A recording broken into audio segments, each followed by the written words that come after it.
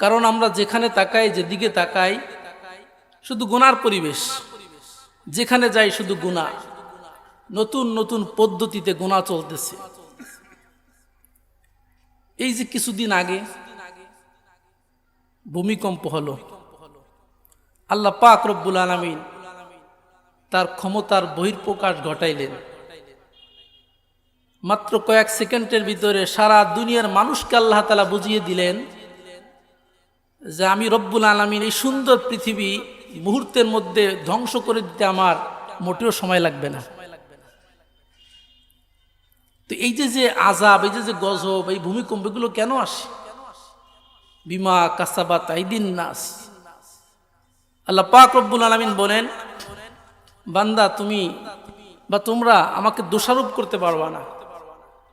তোমাদের কাছে কেন আযাব আসে, কেন গজব আসে, এর জন্য কোনো অভিযোগ করার সুযোগ নাই। কারণ তোমাদের কাছে যে আযাব গজব আসে এটা বিমা কাসাবাত আইদিন নাস, তোমাদের কৃতকর্মের কারণেই আসে। এজন্য আমাদের কর্ম ভালো করতে হবে, গুনাহ ছেড়ে দিতে হবে, বেশি বেশি তওবা করতে হবে। আল্লাহ পাক রব্বুল আলামিনের কাছে আমরা কেমনে তওবা করব, এই বিষয়ে আমি কিঞ্চিত আলোচনা করার চেষ্টা করব ইনশাআল্লাহ। সম্মানিত হাজিরিন, আর তাওবাতু শব্দের অর্থ হচ্ছে আর রুজুউ আনি যামবি ইলাল্লাহ সুবহানাহু ওয়া তাআলা। গুনাহ থেকে আল্লাহ পাক রব্বুল আলামিনের দিকে ফিরে আসাকে বলা হয় তওবা। আমরা যে গুনাহ করতেছি প্রতিনিয়ত, এই গুনাহ ছেড়ে দিয়ে আল্লাহ পাক রব্বুল আলামিনের দিকে অভিমুখী হওয়াকে বলা হয় তওবা। আল্লাহ পাক রব্বুল আলামিন অত্যন্ত দয়ালু। আল্লাহ পাক রব্বুল আলামিনের অভ্যাস হচ্ছে মানুষকে ক্ষমা করে দেওয়া, মাফ করে দেওয়া। আর বান্দার অভ্যাস হচ্ছে বেশি বেশি গুনাহ করা। প্রত্যেকটি মানুষের স্বভাবগত বিষয়, প্রত্যেকটা মানুষ গুনাহর প্রতি বেশি আগ্রহী, গুনাহ করতে পছন্দ করে। আর আল্লাহ পাক রব্বুল আলামিন তার সম্পূর্ণ বিপরীত। আল্লাহ তাআলা বান্দাকে ক্ষমা করতে পছন্দ করেন। আল্লাহ পাক রব্বুল আলামিন বলেন, وهو الذي يقبل التوبة عن عباده ويعفو عن السيئات ويعلم ما تفعلون। আল্লাহ পাক রব্বুল আলামিন নিজের পরিচয় তুলে ধরেছে। আল্লাহ বলেন, বান্দারে তুমি আমার পরিচয় জানতে চাও? আমি কে? হুয়াল্লাযী ইয়াকবালু তাওবাতা আন ইবাদি। আল্লাহ পাক রব্বুল আলামিন তো এমন এক সত্তা যিনি বান্দার তওবা কবুল করেন। ওয়া ইয়াফু আনিস সাইয়্যাত। দ্বিতীয় নাম্বার, আল্লাহ পাক রব্বুল আলামিন বান্দার গুনাহ মাফ করে দেন। এটা হচ্ছে আল্লাহ তাআলার পরিচয়। এরপর আল্লাহ বলেন, ওয়া ইয়ালামু মা তাফআলুন। আল্লাহ বলেন, বান্দারে তোমরা দুনিয়াতে যা কিছু করো না কেন, প্রত্যেকটি বিষয় যিনি দেখেন তিনি কে? আল্লাহ। সব কিছু আমরা যা করি না করি সব কিছু দেখেন কে?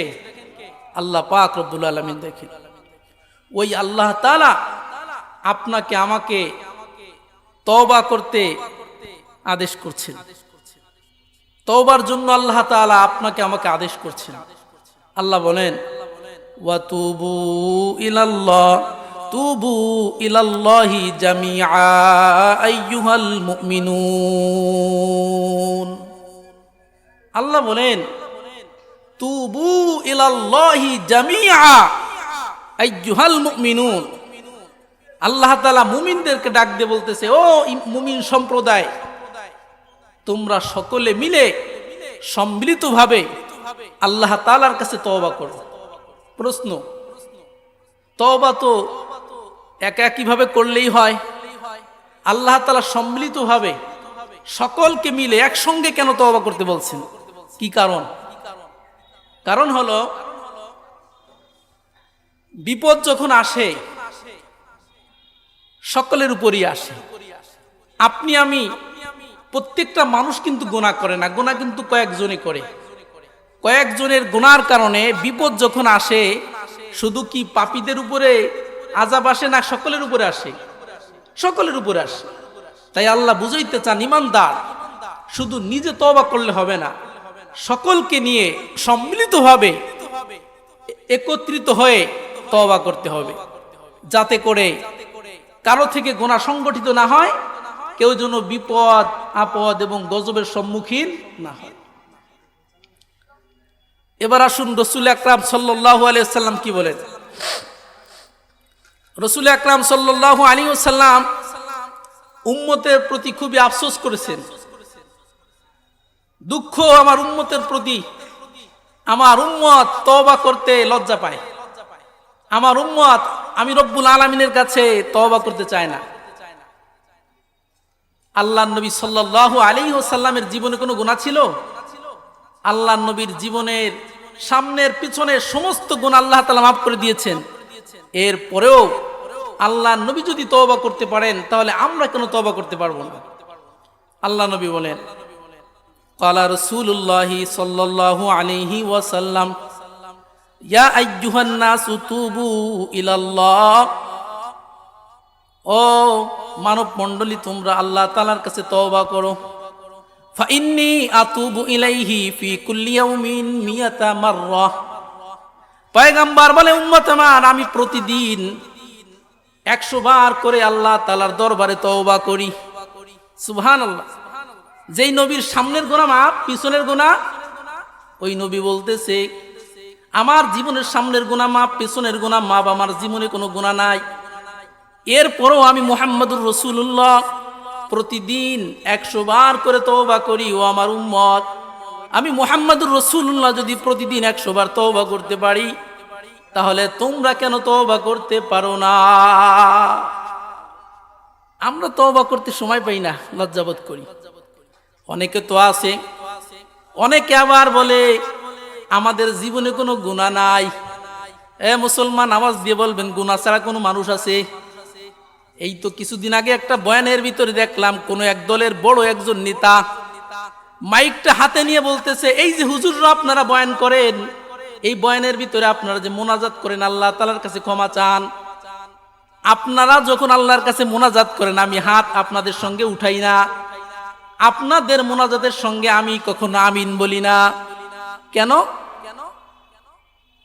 তিনি কারণ হিসেবে দাঁড় করিয়েছেন, আপনারা মোনাজাতের ভিতরে বলেন আল্লাহ আপনি আমাদের মাফ করে দেন, অথচ উনি বুকের উপরে থাপ্পড় মেরে বলতেছে, আমি আল্লাহর কসম করে বলি আমার জীবনে কোনো গুনাহ নাই। চিল্লায় বলেন নাউজুবিল্লাহ। এ লোকটা বলতেছে আমার জীবনে কোনো কি নাই। কোন এক দলের বড় নেতা, কোন এক দলের অনেক বড় নেতা, সে বলতেছে আমার জীবনে কোনো গুনাহ নাই, অতএব আমি আল্লাহ তাআলার কাছে কেন ক্ষমা চাইবো, আমি তো পাপী না। অথচ আমরা দেখেছি তার মাথা থেকে নিয়ে পা পর্যন্ত নবীর চুল পরিমাণ আদর্শ দেখা যাচ্ছে না। উনি বলতেছে ওনার জীবনে গুনাহ নাই, আমরা দেখি ওনার জীবনে গুনাহ ছাড়া কিছুই নাই, অথচ উনি বলতেছে আমার জীবনে। আল্লাহর নবী বলেন দুনিয়ার জমিনে গুনাহ ছাড়া কেউ নাই। ক্বালা রাসূলুল্লাহি সাল্লাল্লাহু আলাইহি ওয়াসাল্লাম, কুল্লু ইবনি আদম খাত্তা ওয়া খায়রুল খাত্তাইন আত-তাওয়াবুন। আল্লাহর নবী বলেন দুনিয়ার জমিনে প্রত্যেকটা মানুষই পাপী, ইল্লাল আম্বিয়া। আল্লাহর নবী সাল্লাল্লাহু আলাইহি ওয়াসাল্লাম সহ দুনিয়ার জমিনে যত পয়গম্বর আছে, নবী আছে, তাদেরকে আল্লাহ বিশেষভাবে তাদের গুনাহগুলো মাফ করে দিয়েছেন। এই নবীদের বাদ দিলে নবীরা ছাড়া দুনিয়ার জমিনে যারা আছে, আল্লাহর নবী বলেন পাপী ছাড়া দুনিয়ার জমিনে কেউ নাই, প্রত্যেকটা মানুষ পাপী। তবে আল্লাহর নবী বলেন এই পাপীদের ভিতরে আবার দামি মানুষও আছে। ওয়া খায়রুল খাত্তাইন আত-তাওয়াবুন। আল্লাহর নবী বলেন এই পাপীদের ভিতরে দামি কারা? বলে এই পাপীদের ভিতরে দামি হলো তারা যারা নিয়মিত আল্লাহ তাআলার কাছে তওবা করে। এজন্য কি করতে হবে? বেশি বেশি তওবা করতে হবে, সুযোগ পাইলেই তওবা করতে হবে। আর তওবা করার তো টাইম আছে, গুনাহ যখন হয়ে যাবে তওবা তখন করতে হবে। যখন গুনাহ তওবা তখন, যখন গুনাহ হবে তওবা কখন করতে হবে? তখনই করতে হবে। আমরা অনেক সময় মনে করি গুনাহ তো এখন হয়ে গেল, আচ্ছা 2-4 বছর পর বয়স যখন বেশি হবে তখন তওবা করে নিব। এটাকে তওবা বলে না মুসলমান। তওবা বলা হয় যখন গুনাহ হবে তখনই আল্লাহর কাছে মাপ চাওয়া। বান্দা যখন গুনাহ করে, গুনাহ করার সঙ্গে সঙ্গে যদি আল্লাহর কাছে তওবা করে, আল্লাহ বান্দার তওবা কবুল করেন। কোরআনুল কারীমে আছে না নাই? আল্লাহ পাক রব্বুল আলামিন বলেন, ইন্নামা ইয়াকবালু তাওবাতু মিনাল্লাহ,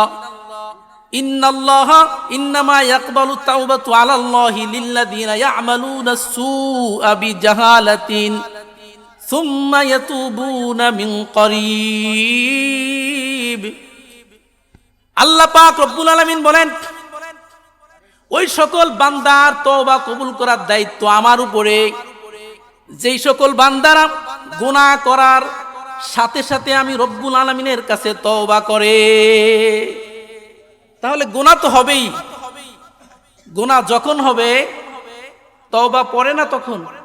যখন গুনাহ হবে তওবা তখন। যখন গুনাহ হয়ে যাবে সাথে সাথে তওবা করতে হবে।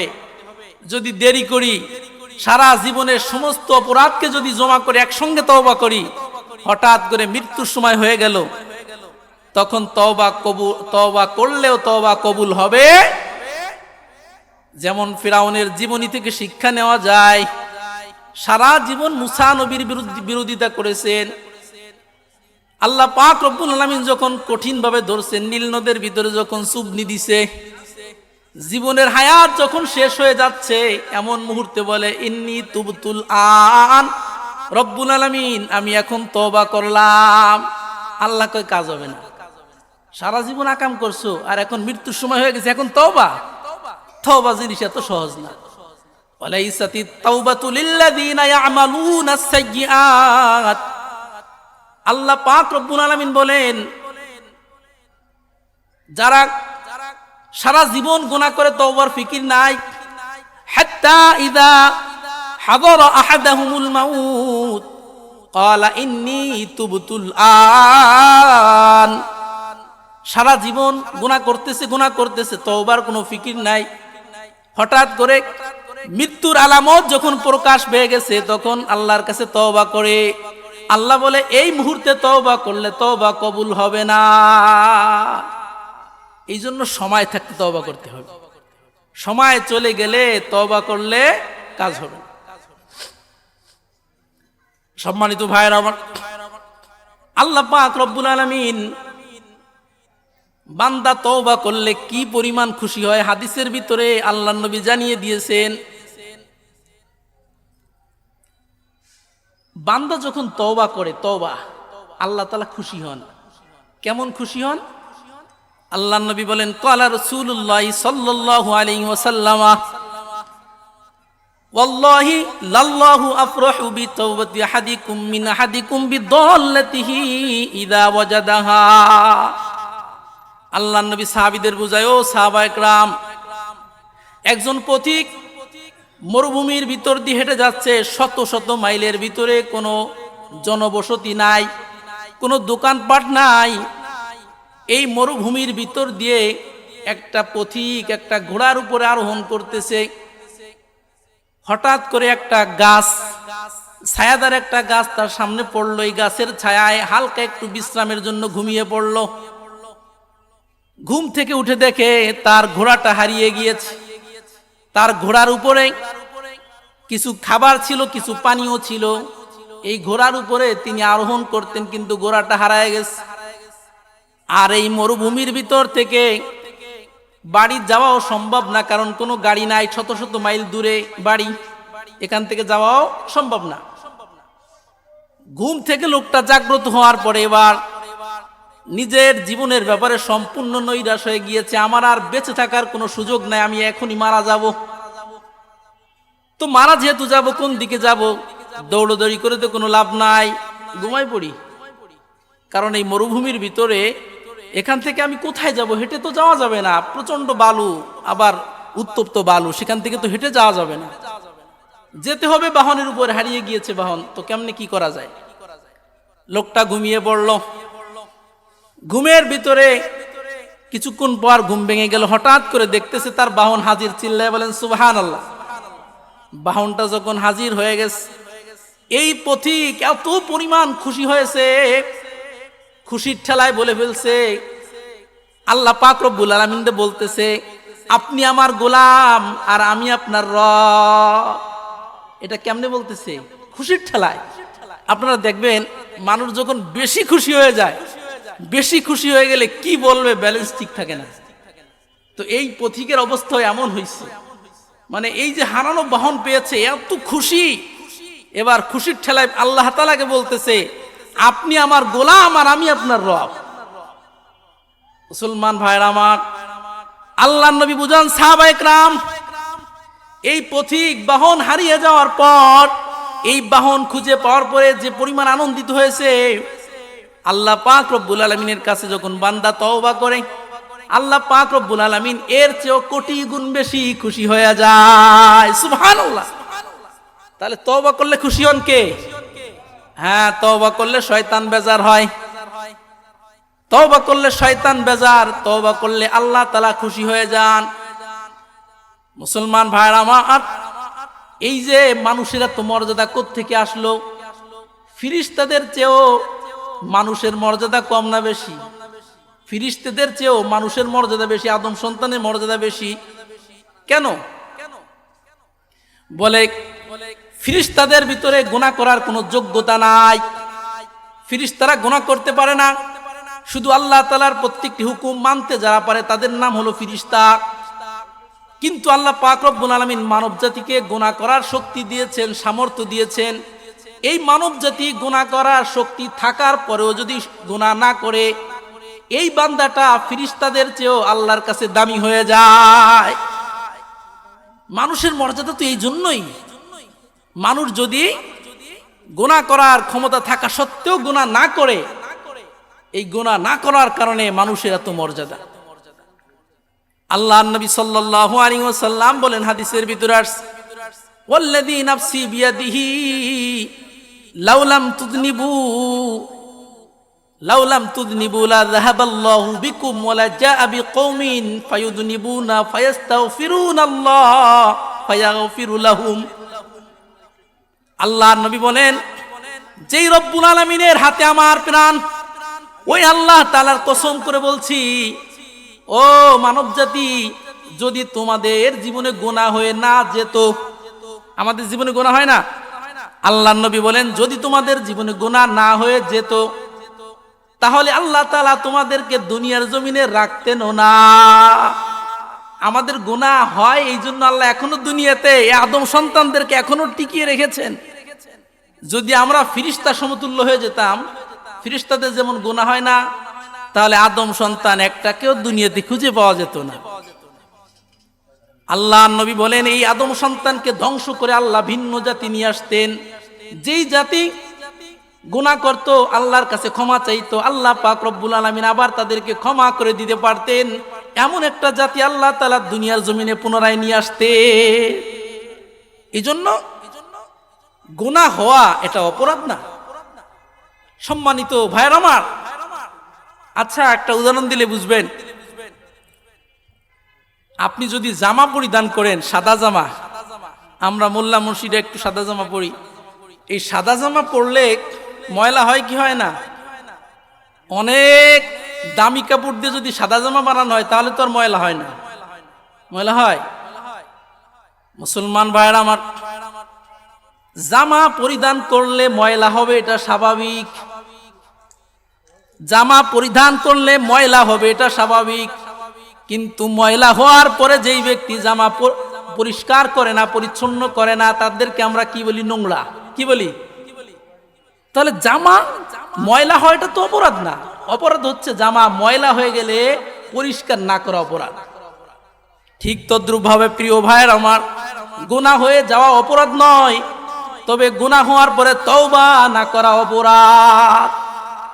গুনাহ হবেই, আদম সন্তানের গুনাহ হবেই, এটা স্বাভাবিক বিষয়।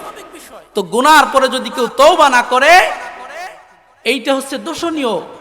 এই জন্য আমাদেরকে কি করতে হবে? তওবা করতে হবে। আল্লাহ পাক রব্বুল আলামিন এই মানব জাতিকে কতটা আদর করেন, কতটা ভালোবাসেন দেখেন হাদিসে কুদসির ভিতরে আল্লাহ কি বলেন? ইয়া ইবাদি ইন্নাকা মা দাউতানি ওয়া রাজাউতানি গফারতু লাকা আলা মা কানা ফিক। আল্লাহ পাক রব্বুল আলামিন বলেন, ও আদম সন্তান, যতক্ষণ পর্যন্ত তোমরা আমার কাছে দোয়া করবা, আমি রব্বুল আলামিন তোমাদের গুনাহ ক্ষমা করে দিতে পারি এই আশা যারা রাখবা। যতদিন পর্যন্ত আল্লাহর কাছে আমরা কি করব? দোয়া করব, এবং আল্লাহ তাআলা আমাদের গুনাহ মাফ করে দিতে পারবেন এই আশা যতক্ষণ পর্যন্ত অন্তরের ভিতরে ধারণ করব, আল্লাহ পাক রব্বুল আলামিন বলেন, গফারতু লাকা, আমি তোমার জীবনের গুনাহ ততদিন পর্যন্ত ক্ষমা করে দিব। সুবহানাল্লাহ। এখন বান্দা বলতেছে, রব্বুল আলামিন আপনি আমার গুনাহ কেমনে ক্ষমা করবেন? আমার গুনাহ তো এত বেশি, আমার গুনায় গোটা জমিন ভরে গেছে, জমিনের কোথাও খালি নাই, সব জায়গা শুধু আমার গুনাহ, তো এই গুনাহ কেমনে কি করবেন? আল্লাহ পাক রব্বুল আলামিন বলেন, ইয়া ইবাদি লাউ আতাইতানি বিকুরাবিল আরদি খাতায়া থুম্মা লাকিতানি লা তুশরিকু বি শাইআ লাগফারতু যালিক। আল্লাহ বলেন, ও আমার বান্দা, তোমার গুনার পরিমাণ এত বেশি, তোমার গুনার কারণে গোটা জমিন ভরে গিয়েছে, এরপরও যদি আমি রব্বুল আলামিনের কাছে খাঁটি দিলে তওবা করতে পারো, তোমার আমলনামার ভিতরে যদি শিরিকের গুনাহ না থাকে, আমি রব্বুল আলামিন সঙ্গে সঙ্গে তোমার জমিন ভর্তি গুনাহ মাফ করে দেয়। সুবহানাল্লাহ। লা আতাইতুকা বিকুরাবিল আরদি মাগফিরা। আল্লাহ বলেন, তুমি জমিন ভর্তি গুনাহ নিয়ে আমার কাছে আসবা, আমি জমিন ভর্তি ক্ষমা নিয়ে তোমার কাছে হাজির হয়ে যাব। চিল্লায় বলেন সুবহানাল্লাহ। বান্দা বলতেছে, রব্বুল আলামিন আমার গুনাহ শুধুমাত্র জমিনে নাই, আমার গুনাহ আসমান পর্যন্ত পৌঁছিয়ে গিয়েছে, এবার কি করবেন? আল্লাহ পাক রব্বুল আলামিন বলেন, ইয়া ইবাদি লাউ বালাগাত দুনুবুকা আনানাস সামা। ও আদম সন্তান, তোমার গুনাহ যদি বাড়তে বাড়তে আসমানের চূড়া পর্যন্ত যদি পৌঁছিয়ে যায়, সুম্মাস্তাগফারতানি, এরপরে যদি খাঁটি দিলে আমার কাছে তওবা করতে পারো, আল্লাহ পাক রব্বুল আলামিন বলেন, লা গফারতু যালিকা ওয়ালা উবালি। আল্লাহ বলেন, তোমার ওই আসমানের চূড়া সম পরিমাণ গুনাহ আমি ক্ষমা করে দেই, অন্যদিকে আমি রব্বুল আলামিন চুল পরিমাণও তাকাই না। সুবহানাল্লাহ। এজন্য আল্লাহ তাআলার চেয়ে দয়ালু পৃথিবীতে কেউ নাই। আপনি আপনার আব্বা বলেন, মা বলেন, এরা কি আল্লাহর চেয়ে বেশি দয়ালু? জীবনেও না।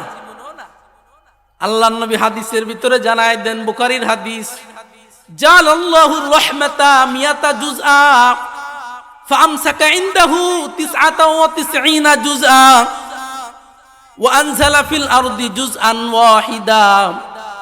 আল্লাহর নবী বলেন, ও আমার উম্মত, আল্লাহ পাক রব্বুল আলামিনের কি পরিমাণ দয়া, কথা বোঝানোর জন্য আল্লাহর নবী বলেন, আল্লাহ পাক রব্বুল আলামিন এই পৃথিবীকে সৃষ্টি করার পূর্বে দয়াকে আল্লাহ তাআলা 100 ভাগে ভাগ করছেন। চিল্লে বলেন কয় ভাগে? 100 ভাগে ভাগ করছেন।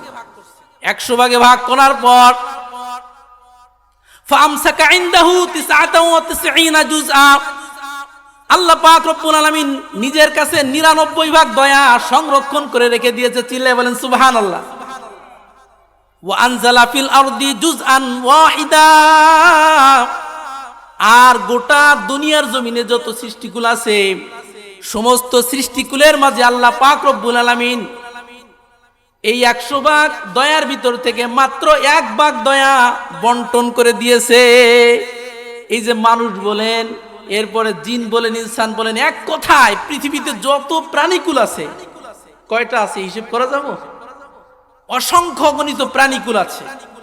প্রত্যেকটি প্রাণীর ভিতরে আল্লাহ তাআলা যে মায়া দিয়েছেন, বলে মায়া হলো আল্লাহ পাক রব্বুল আলামিন মায়া দয়াকে 100 ভাগে ভাগ করে 99 ভাগ নিজের কাছে রেখে 1 ভাগ সারা পৃথিবীর সমস্ত সৃষ্টিকুলের মাঝে বন্টন করে দিয়েছে।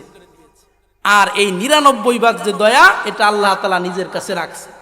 তাহলে এবার চিন্তা করে দেখেন আল্লাহ তাআলার কি পরিমাণ দয়া। সুবহানাল্লাহ। আল্লাহ পাক রব্বুল আলামিন আপনার আমার নবীরে জানায় দেয়, ও পয়গম্বর আপনি আমার বান্দাদের জানাই দেন, কুল ইয়া ইবাদিয়াল্লাযীনা আসরাফু আলা আনফুসিহিম লা তাকনাতু মির রাহমাতিল্লাহ। আল্লাহ পাক রব্বুল আলামিন আপনার আমার পয়গম্বররে জানায় দেয়, এ পয়গম্বর আপনি আমার অপরাধী বান্দাদের জানায় দেন, আমার অপরাধী বান্দারা যেন লা তাকনাতু মির রাহমাতিল্লাহ, আল্লাহর রহমত থেকে যেন কখনো নৈরাশ না হয়। আল্লাহ পাক রব্বুল আলামিন আপনার আমার নবীকে বলতেছে, নবী আমার তো অনেক বান্দা আছে, পাপী বান্দা আছে, এই পাপী বান্দাদের জানায় দেন যে আল্লাহর রহমত থেকে যেন তারা নৈরাশ না হয়। ইন্নাল্লাহা ইয়াগফিরুদ যুনুবা জামিআ। আল্লাহ পাক রব্বুল আলামিন জানায় দেন, ও দুনিয়ার গোলামেরা তোমরা যত গুনাহ করো না কেন তোমাদের সকলের গুনাহ আমি আল্লাহ তাআলা মাফ করে দিব। সুবহানাল্লাহ। অন্য এক আয়াতের ভিতর আল্লাহ বলেন,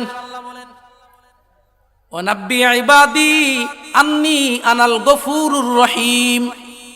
ও পয়গম্বর আপনি আমার বান্দাদের জানায় দেন আমি রব্বুল আলামিনের নাম হলো গফুরুর রহিম। আল্লাহ পাক রব্বুল আলামিনের নাম হচ্ছে কি? গফুরুর রহিম, সবচেয়ে বড় দয়ালু, সবচেয়ে বড় ক্ষমাশীল যিনি তিনি কে? আল্লাহ পাক রব্বুল আলামিন। আল্লাহর চেয়ে দয়ালু পৃথিবীতে কেউ নাই। ওয়ান্না আযাবি হুয়াল আযাবুল আলীম।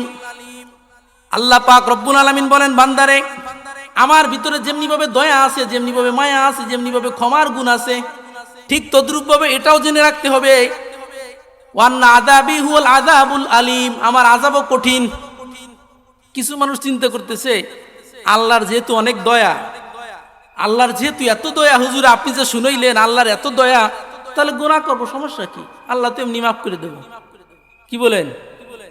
আল্লাহ তাআলা বলে, পয়গম্বর এটাও উম্মতদের জানায় দেন যে আমার আযাব কিন্তু কঠিন। আমি আল্লাহর ভিতরে যেরকমের দয়া আছে, আমি রব্বুল আলামিনের ভিতরে যেমনি ভাবে মায়া আছে, আমি রব্বুল আলামিনের ভিতরে শাস্তি দেওয়ার যোগ্যতাও আছে। এজন্য আমাদের কি করতে হবে? বেশি বেশি আল্লাহ পাক রব্বুল আলামিনের কাছে কি করতে হবে? তওবা করতে হবে। তওবা করার পদ্ধতি কি? শুধুমাত্র জবান দিয়ে বলেন আস্তাগফিরুল্লাহ আস্তাগফিরুল্লাহ, তওবা হয়ে গেল? শুধু কি জবান দিয়ে আস্তাগফিরুল্লাহ বললেই তওবা হয়ে যাবে? আল্লাহর নবী বলেন, ইন্নাল্লাহা লা ইয়াকবালু মিনাল আমালি ইল্লা মা কানা লাহু খালিসা। আল্লাহর নবী বলেন, আমল যদি খালিস না হয়, একনিষ্ঠভাবে আল্লাহর জন্য না হয়, ওই আমল জীবনও কবুল হবে না। জবান দিয়ে শুধু আস্তাগফিরুল্লাহ পড়লেন, ওদিকে মানুষের হক নষ্ট করলেন। জবান দিয়ে শুধু আস্তাগফিরুল্লাহ পড়েন, আস্তাগফিরুল্লাহ পড়েন, মানুষের উপরে জুলুম করেন, কাজ হবে না। ওয়াবতুগি বিহি ওয়াজহুল্লাহ, আল্লাহ পাক রব্বুল আলামিনের সন্তুষ্টি অর্জনের জন্য কি করতে হবে? তওবা করতে হবে। খাঁটি দিলে তওবা করতে হবে। আল্লাহ তাআলা সূরাতুত তাহরীমের ভিতরে জানায় দেয়, ইয়া আইয়ুহাল্লাযীনা আমানু তুবু, ইয়া আইয়ুহাল্লাযীনা আমানু তুবু ইলাল্লাহি তাওবাতান নাসুহা। আল্লাহ বলেন, ও ঈমানদারের দল, তওবাতুন নাসুহা করো, একনিষ্ঠভাবে খালিস দিলে তওবা করো। তওবাতুন নাসুহা কাকে বলে? নির্ভেজাল তওবা কাকে বলে? মুফাসসিরিন ইকরাম আয়াতে কারিমার তাফসীর করেছেন, যেই তওবার ভিতরে 4টি শর্ত থাকবে। কয়টি? যেই তওবার ভিতরে 4টি শর্ত থাকবে, ওই তওবা আল্লাহ তাআলা কবুল করবেন। ওই তওবাকে বলা হয় তাওবাতুন নাসুহা। তাহলে তাওবা করার জন্য কয়টি শর্ত? 4টা। এক নাম্বার শর্ত হলো, আপনি যেই গুনাহটা করছেন এই গুনাহ প্রথমে ছেড়ে দিতে হবে। আপনি তওবা করতেছেন, এদিকে গুনাহও চালায় যাচ্ছেন, তাহলে এটিকে তওবা বলে? মুফাসসিরিন ইকরাম বলে 1 নাম্বার গুনাহ ছেড়ে দিতে হবে, তওবার 1 নাম্বার শর্ত। 2 নাম্বার, কৃত গুনাহর উপর অনুতপ্ত হতে হবে, লজ্জিত হতে হবে, আমি এই গুনাহটা করেছি, নিজের ভিতরে অনুশোচনা আনতে হবে। 3 নাম্বার, জীবনে এই গুনাহ করা যাবে না এই মর্মে অঙ্গীকার করতে হবে। 4 নাম্বার, বান্দার হক যদি নষ্ট করে থাকো তাহলে এই হক আগে আদায় করতে হবে। আপনি তওবা করলেন, আল্লাহ জীবনে আর কোনো গুনাহ করব না, এদিকে মানুষের হক মেরে আপনি বসে আছেন। মানুষের হক মেরে, মানুষের হুকুকুল ইবাদ, হক দুই প্রকার, একটা হলো আল্লাহর হক, নামাজ রোজা হজ যাকাত আল্লাহর হক, এইগুলো যদি না করেন আল্লাহ ইচ্ছা করলে মাফ করে দিলেও দিতে পারে। কিন্তু যদি হকুল ইবাদ, বান্দার হক নষ্ট করছেন, আপনার ক্ষমতা আছে আর একজনের জমি দখল করে খান, একজনে আপনার কাছে টাকা পাবে, টাকা দিচ্ছেন না, জুলুম করেন, এটাকে বলা হয় হকুল ইবাদ। হকুল ইবাদ, বান্দার হক নষ্ট করে হাজার কোটি বারও তওবা করলে জীবনেও তওবা কবুল হবে না। এই জন্য তওবার সবচেয়ে গুরুত্বপূর্ণ শর্ত হলো তওবা যদি বান্দার হক সংশ্লিষ্ট হয় তাহলে অবশ্যই হক আদায় করে দিতে হবে। মুসলমান ভাইরা আমার, তাহলে তওবা করলে কি লাভ?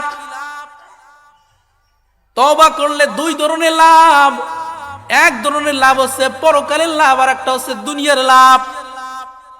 পরকালের লাভ হলো আল্লাহ বলেন, আসা রব্বুকুম মায়ুকাফিরু আনকুম সাইয়্যাতিকুম ওয়া ইউদখিলাকুম জান্নাতিন তাজরি মিন তাহতিহাল আনহার। আল্লাহ বলেন তওবার দুই ধরনের উপকারিতা আছে, এক নাম্বার ইহকালের, দ্বিতীয় নাম্বার হচ্ছে পরকালের।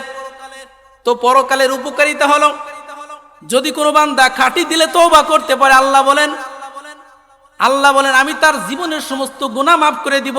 এক নাম্বার লাভ। আসা রব্বুকুম আইয়ুকাফিরু আনকুম সাইয়্যাতিকুম, আল্লাহ বলেন তওবার পরকালীন যে লাভ, তার এক নাম্বার লাভ হচ্ছে আল্লাহ জীবনের সব গুনাহ মাফ করে দিবেন। দ্বিতীয় নাম্বার লাভ, ওয়া ইউদখিলাকুম জান্নাতিন তাজরি মিন তাহতিহাল আনহার। দ্বিতীয় নাম্বার লাভ, আল্লাহ পাক রব্বুল আলামিন কিয়ামতের ময়দানে জান্নাত দিবে। চিল্লায়ে বলেন সুবহানাল্লাহ। যদি জান্নাত পেয়ে যায় আর কি লাগে? তওবার সবচেয়ে বড় উপকারিতা আল্লাহ গুনাহ মাফ করবে, দ্বিতীয় নাম্বার আল্লাহ জান্নাত দান করবে, এর চেয়ে আর কি লাগে? বলতে পারেন হুজুর তওবা যে করব দুনিয়াবি কিছু লাভের দরকার আছে, সব লাভ যদি পরকালের জন্য রাখেন তাই চলে নাকি? কিছু লাভ তো দুনিয়ার লাভও দরকার আছে। এ মুসলমান ভাইরা আমার, তওবা করলে দুনিয়াবি লাভও আছে। হাসান বসরি রহমাতুল্লাহ আলাইহির কাছে আল্লাহর এক বান্দা এসে বলতেছে, হুজুর আপনি যেহেতু আল্লাহওয়ালা মানুষ, দোয়া করলেই কবুল, আপনি একটু দোয়া করেন। আমার এলাকার ভিতরে বৃষ্টি হয় না, অনাবৃষ্টির কারণে খুবই কষ্ট হচ্ছে, আপনি একটু দোয়া করেন। আপনি দোয়া করলেই তো কবুল হয়ে যাবে, বৃষ্টি হবে, সমস্যা কি? আপনার দোয়া করতে তো কোনো সমস্যা নাই, আপনার তো টাকা পয়সা খরচ হচ্ছে না। হাসান বসরি রহমাতুল্লাহ আলাইহি বলেন, আল্লাহ পাক রব্বুল আলামিন আসমান থেকে বৃষ্টি দিবে, তবে শর্ত হলো তুমি তোমার খাঁটি দিলে তওবা করতে হবে। খাঁটি দিলে কি করতে হবে? তওবা করতে হবে। তুমি খাঁটি দিলে তওবা করো, আল্লাহ তাআলা আসমান থেকে বৃষ্টি দিবে। লোকটা চলে গেছে। কিছুক্ষণ পর এক ব্যক্তি এসে হাজির, হুজুর আমিও বিশাল বড় এক সমস্যা নিয়ে আসছি। আমার সমস্যা হলো হুজুর, অনেক কষ্ট করে কিছু টাকা সংগ্রহ করছিলাম, চুরি হয়ে গেছে। এখন এইগুলো পাওয়ার কি কোনো সিস্টেম আছে? আপনি একটু দোয়া করেন, দোয়া করলে যদি এটা পাওয়া যায়। হাসান বসরি রহমাতুল্লাহ আলাইহি বলেন, তোমার হারানো সম্পদ পেয়ে যাবা, কোনো সন্দেহ নাই, তবে খাঁটি দিলে তওবা করতে হবে, এটা তোমার আমল। যাও খাঁটি দিলে তওবা। উনিও চলে গেছে। এরপরে আরেকজন আসছে, হুজুর আমার সমস্যাটা আরো বড় সমস্যা, দীর্ঘদিন আগে বিয়ে করেছি হুজুর, কোনো সন্তানাদি হয় না, ছেলে মেয়ের মুখ দেখতে পারি না হুজুরে, বাড়ি কষ্ট মনে, আপনি একটু দোয়াটা করে দেন। হাসান বসরি রহমাতুল্লাহ আলাইহি বলেন, তোমার জন্য দোয়া পরে করব, আগে আল্লাহর কাছে ক্ষমা চাও, আল্লাহর কাছে খাঁটি দিলে তওবা করো, আল্লাহ তাআলা তোমাকে সন্তান দান করবে। ওই লোকটাও গেছে। এবার আরেকজন আসছে, আরেকজন এসে বলতেছে, হুজুর আমি কৃষক মানুষ, কিছু জমি জমার কাজ করি, আমার জমিনের ফসল প্রায় নষ্ট হয়ে যায়, ইন্দুর বান্দরে খেয়ে শেষ করে দেয়, আপনি একটু দোয়া করেন। এই দেখবেন অনেক সময় এই যে ধানের সময় হুজুরদের কাছে আপনারা খড়ি ভরা নিতে যান না, এটা জমির ভিতরে পুঁতে রাখলে ইন্দুর বান্দরে মানে বিরক্ত না করে। তো এই মর্মে একজন আসছে, এসে বলতেছে, হুজুর আমার জমিনের ফসল নষ্ট হয়ে যায়, আপনি একটু একটু দোয়া করে দেন। হাসান বসরি রহমাতুল্লাহ আলাইহি বলেন, তোমার সবক হলো তুমি আল্লাহর কাছে খাঁটি দিলে তওবা করো, তোমার জমিনের ফসল চুল পরিমাণও নষ্ট হবে না। আমি হাসান বসরি বলে দিলাম। সুবহানাল্লাহ। এরপর আরেকজন আসছে, উনি এসে বলতেছে, হুজুর আমাদের এলাকার ভিতরে একটা মাত্র নদী, নদীর পানি গেছে শুকিয়ে, চতুষ্পদ প্রাণীরও কষ্ট হচ্ছে, আমরা জমিনের চাষাবাদও করতে পারতেছি না, খুব একটা করুণ অবস্থা, আপনি দোয়া করেন যেন নদীতে আবার পুনরায় পানি ফিরে আসে। হাসান বসরি রহমাতুল্লাহ আলাইহি তাকেও বললেন, তুমি খাঁটি দিলে তওবা করো, এই নদীর ভিতরে পানি চলে আসবে। তাহলে সমস্যা কয়টা? পাঁচটা না? পাঁচটা সমস্যা। এই পাঁচ সমস্যা নিয়ে হাসান বসরির কাছে আসছে, উনি সমাধান দিয়েছে, তুমি খাঁটি দিলে তওবা করো। যারা চলে গেছে ওরা তো আর দেখে না যে হুজুর কারে কি সবক দিছে, পাঁচজনের সবক যে একরকমের এটা তো ওনারা জানে না, জানে হলো হাসান বসরি রহমাতুল্লাহ আলাইহির একজন খাদেম। খাদেম বলতেছে, হুজুর আপনার কাছে আমার এক কঠিন প্রশ্ন, বেয়াদবি যদি মনে না করেন হুজুর, একটা প্রশ্ন হলো, এই পাঁচ ব্যক্তি পাঁচটা সমস্যা নিয়ে আপনার কাছে আসছে, আপনি সমস্যার সমাধান একরকমই দিচ্ছেন। স্বাভাবিক নিয়ম হলো ডাক্তারের কাছে গেলে রোগ যে রকমের ঔষধ সেরকমের হয়। এখন সবাইরই বড়ি যদি এক বড়ি দিয়ে দেওয়া হয়, কাজ হবে?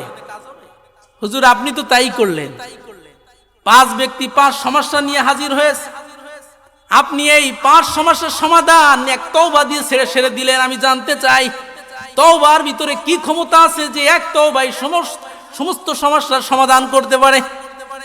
হাসান বসরি রহমাতুল্লাহ আলাইহি বললেন, বাবা তুমি এটা বুঝবা না, আল্লাহ পাক রব্বুল আলামিনের কালামের ব্যাপারে তোমার মোটো ধারণা নাই, যার কারণে তুমি এরকমের বলতেছো। আল্লাহ পাক রব্বুল আলামিন সূরাতুন নূহের ভিতরে স্পষ্টভাবে জানিয়ে দিয়েছেন, যারা খাঁটি দিলে তওবা করবে তাদের এই পাঁচ সমস্যার সমাধান আল্লাহ তাআলা সঙ্গে সঙ্গে করে দিবে। চিল্লায়ে বলেন সুবহানাল্লাহ। হযরতে নূহ আলাইহিস সালাতু ওয়াস সালাম তার উম্মতেরা তাকে জিজ্ঞাসা করেছিল, হুজুর এই তওবা করলে কি লাভ হবে?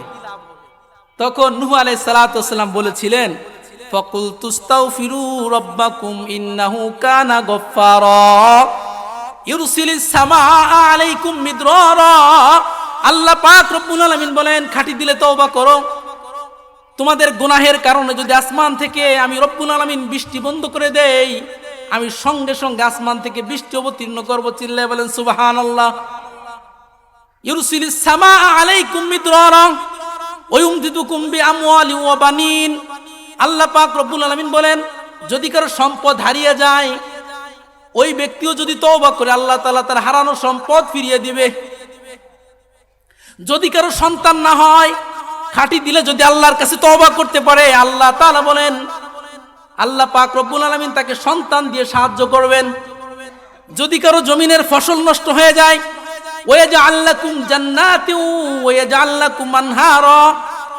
আল্লাহ পাক রব্বুল আলামিন বলেন, যদি কারো জমিনের ফসল নষ্ট হয়ে যায়, খাঁটি দিলে যদি তওবা করতে পারে, আল্লাহ বলেন ওয়াজআল লাকুম আনহারা ওয়াজআল লাকুম জান্নাতিন ওয়াজআল লাকুম আনহারা। আল্লাহ পাক রব্বুল আলামিন তার ফসল ভালো করে দিবে, ফসলের উপর থেকে সব ধরনের বিপদ আপদ আল্লাহ দূর করে দিবে। শুধু তাই নয়, যাদের অপরাধের কারণে নদীর পানি শুকিয়ে যাচ্ছে, আল্লাহ বলেন ওয়াজআল লাকুম আনহারা, আমি রব্বুল আলামিন তোমাদের গুনাহের কারণে যদি নদীর পানি শুকিয়ে যায়, আমি রব্বুল আলামিন তোমাদের নদীতে পুনরায় পানি দিয়ে দেব। তবে শর্ত হলো খাঁটি দিলে কি করতে হবে? তওবা করতে হবে। সম্মানিত মুসল্লিয়ান ইকরাম, আমার বড় ভাই চলে আসছে, আলোচনা এখানেই শেষ করে দিচ্ছি। মাত্র দুইটা কথা, সেটা হলো শুধু তওবা করলেই হবে না, তওবার পাশাপাশি আরো দুটি বিষয় আছে। এক নাম্বার বিষয়, গুনাহকে কখনো ছোট মনে করা যাবে না। আপনি যদি গুনাহকে ছোট মনে করেন তাহলে আপনি শেষ। আল্লাহর নবী বলেন, ইয়াকুম ওয়া মুহাক্কারাতিদ দুনুব। আল্লাহর নবী বলেন, সাহাবীরা জীবনেও কখনো গুনাহকে ছোট মনে করবা না, গুনাহ কখনো ছোট হতে পারে না। আল্লাহর নবী সাহাবীদেরকে বুঝায়, ও সাহাবীরা তোমরা গুনাহকে ছোট মনে করো? উদাহরণস্বরূপ, তোমরা একটা জঙ্গলের ভিতরে গিয়েছো, যেখানে তোমাদের রান্না করার প্রয়োজন দেখা দিয়েছে, কিন্তু কোনো জ্বালানি নাই, একটা দুইটা গাছের পাতা আছে, একটা দুইটা গাছের পাতা দিয়ে কি আর রান্না করা যাবে?